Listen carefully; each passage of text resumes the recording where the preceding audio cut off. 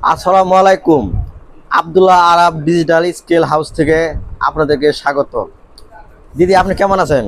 এই তো আছি, ভালো আছি। আপনি যে জায়গায় আসছেন, কোন পরিস্থিতি, মানে কে বলছে যে বা এই জায়গায় কাজ ভালো হয় কি? এইটা একটা আমি যখন আস্তে আস্তে বের হয়েছি বাসা থেকে, তখন বললাম আমি যাব রাইস কুকার ঠিক করতে।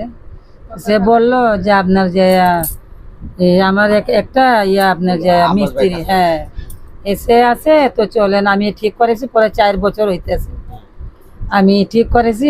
আমার এটা চলতেছে, ভালো কাজ করে। আপনার যে চলেন, আমি এখানে আপনার নিয়ে যাই। পরে উনি চলেন, আমি যাই আপনার সঙ্গে, আপনি দেখাই দেন আমারে। পরে উনি আমারে নিয়ে আসেন, পরে আপনার কাছে আসেন। ধন্যবাদ দিদি আপনাকে আমার জন্য আসার জন্য।